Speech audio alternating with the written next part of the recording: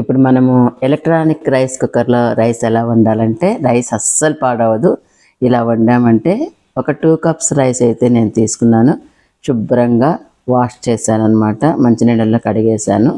ఇప్పుడు మనం కుక్కర్లో వేసేసుకోవాలన్నమాట. రైస్ కడిగిన తర్వాత నీట్గా ఇలా వేసుకున్న తర్వాత 4 కప్స్ వాటర్ అయితే నేను పోస్తున్నా.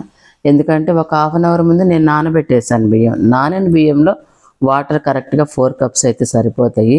నానబెట్టలేదు అప్పటికప్పుడైతే ఒక హాఫ్ కప్ ఎక్స్ట్రా వాటర్ మనం పోసుకోవాలన్నమాట. ఇలా వాటర్ పోసుకున్న తర్వాత ఏం చేస్తానో చూడండి. ఒక నిమ్మకాయ చెక్క తీసుకున్నాను, అంతా పిండిన అనమాట. ఒక 2-3 డ్రాప్స్ పిండాలి మనం. అలా పిండిన తర్వాత కల్లుప్పు అయితే తీసుకోవాలి. కొంచెం కల్లుప్పు తీసుకొని ఇలా కలిపేసుకొని మనము కుక్కర్ ఆన్ చేసుకోవాలన్నమాట.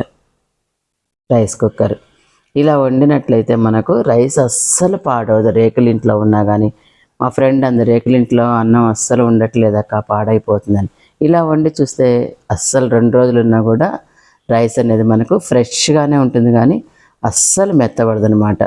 రైస్ బటన్ అయితే ఆన్ చేశాను కదా నేను.